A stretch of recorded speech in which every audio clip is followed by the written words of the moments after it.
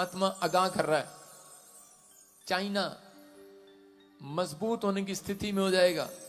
चीन और यूएसए का मुंह लाल हो जाएगा। इसका मतलब है कि मैंने देखा दर्शन में कि वो लाल हो रहे हैं, पीले हो रहे हैं, काले हो रहे हैं, क्योंकि वो लड़ रहे हैं आपस में और काफी प्रॉब्लम्स को उन्हें झेलना पड़ेगा। जो स्पिरिचुअल का नाटक करते हैं, अंदर कुछ और बाहर कुछ, प्रॉब्लम्स आएंगी। मैं प्रार्थना कर रहा था, मैंने देखा अमिताभ बच्चन जी हॉस्पिटल में चले गए। मैंने पहले भी बोला था आपको 2022 में, फिर कह रहा हूं कुछ प्रॉब्लम आई है, आप दुआ करें। मैं इससे ज्यादा कुछ नहीं बोलूंगा। अबलबा शबलबा शबलबा। बेनहीन क्यों, पास्टर बेनहीन को आप जानते हैं, बुजुर्ग हो गए। मैं क्यों कह रहा हूं मुझे नहीं पता, लेकिन परमेश्वर उनके लिए भी दुआ करने के लिए बोल रहा है। मैं देख रहा हूं कुछ आने वाले समय में बहुत सारे आतंकी हमले यूरोप के ऊपर होंगे। इटली, जर्मनी, फ्रांस, ऐसे अलग अलग जगह पर कुछ प्रॉब्लम्स क्रिएट होना स्टार्ट होंगी। अबलबा शबलबा शबलबा।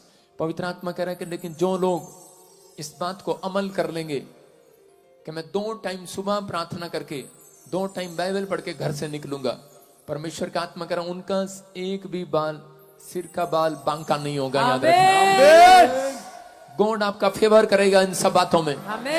मेरा परमेश्वर फेवर करेगा आपका यीशु मसीह के नाम में। ब्रिटेन का नया किंग बनाया जाएगा, हैरी होगा उसका नाम।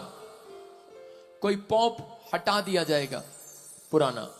मैं फिर कह रहा हूं कि पवित्र आत्मा बात कर रहा है जिनके नाम ANRSGHPKL से, R से, ND से, D से, आपके ऊपर कोई भी पुराना कोर्ट केस होगा, आप जीत जाएंगे यीशु मसीह के नाम। आपका फेवर करेगा परमेश्वर।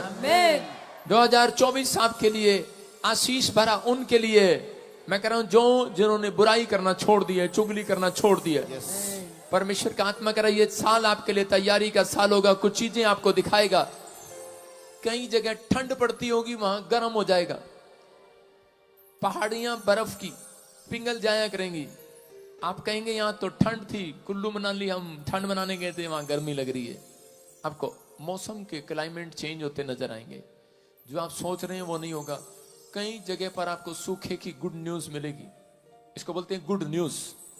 जिन लोगों ने पानी को वेस्ट किया है, पानी की कदर नहीं किया, वो लोग देखेंगे पानी की प्रॉब्लम को, किल्लत को।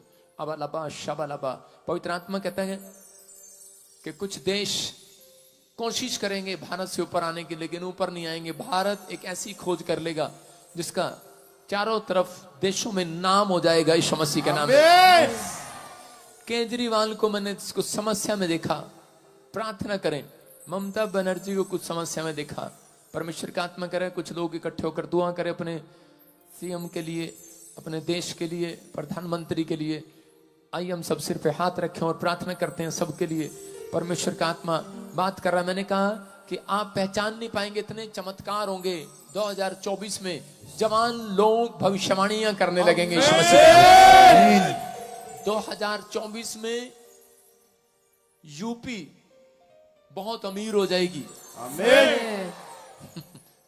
2 साल से बोल रहा हूं, परमेश्वर सुनता आ रहा है।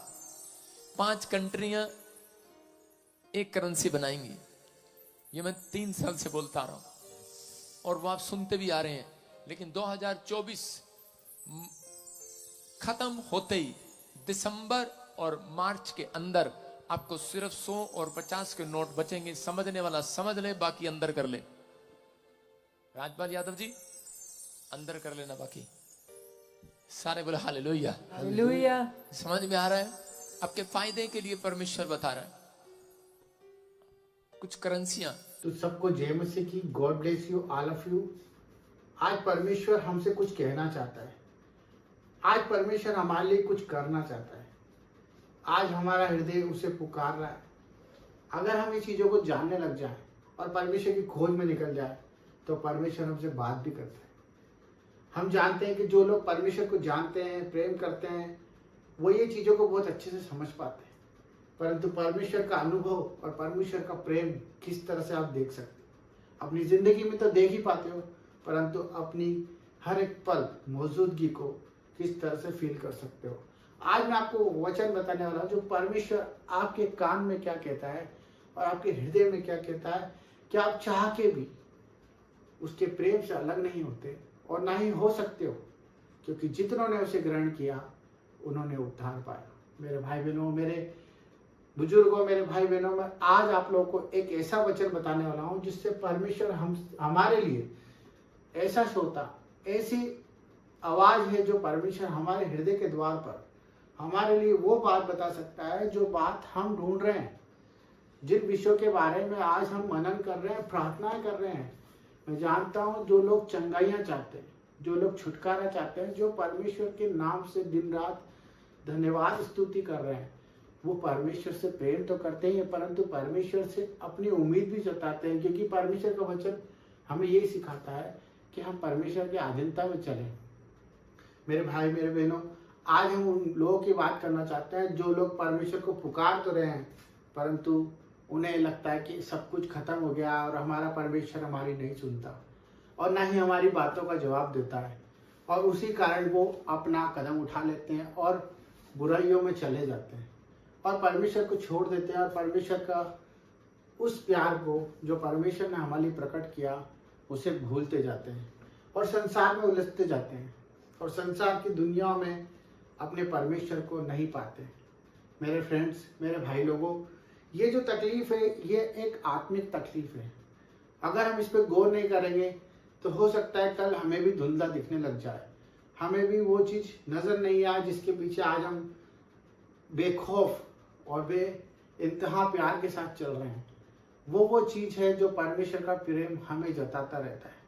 मैं आपको वो चीज़ बताने चाह रहा हूँ जो परमेश्वर हमारे लिए इस तरह का उद्धार करके गया, जो आज हम जिसको याद भी करें और जिसकी वजह से अगर हम जानें कि परमेश्वर हमसे क्या कहना चाहता है और परमेश्वर से हम जो कहते हैं वो हम किस तरह से सुने और हमारे कामों को हम सफल होता देखें, अपनी चंगाइयों को उसी वक्त ग्रहण कर पाए, अपने प्यार को उसी वक्त महसूस कर पाए और परमेश्वर की आवाज़ को अपने दिल में रख पाए, तो वो वचन मेरे भाई बहनों परमेश्वर हमारे मुख से निकालता है, क्योंकि परमेश्वर का वचन सुनने और बोलने से प्रकट होता है।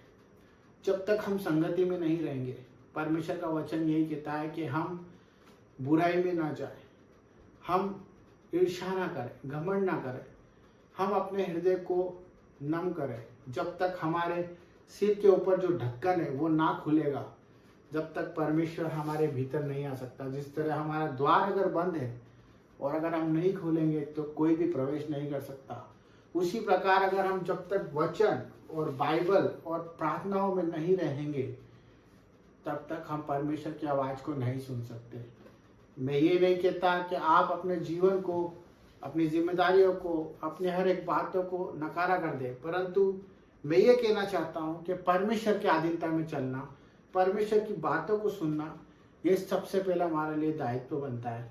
तो वचन को पढ़ना सीखें, प्रार्थना करना सीखें, अपने चंगाइयों के लिए, अपने अधूरे कामों के लिए घोषणा करना सीखें हर एक वचन से, जिस तरह परमेश्वर की परख हुई और उन्होंने कहा कि लिखा है कि मैं अपने परमेश्वर की कभी भी परख नहीं करूँगा, और पत्थर से भी कहने की बात कही गई कि वो बोल की रोटी बन जाए, क्योंकि परमेश्वर जानता था, क्योंकि लिखा है, क्योंकि लिखा है बाइबल में हर एक वो चीज़ आपके रहस्यमय, आपकी तकलीफ़ों का वो वचन आपको छुड़ा सकता है। मेरे भाई बहनों, आज ही जाके पढ़ें और उस पर दावा करें और प्रार्थना करें और आज़ाद हो जाए और यीशु के उस आवाज़ को सुनने लग जाए जो आपसे कहना चाहता है।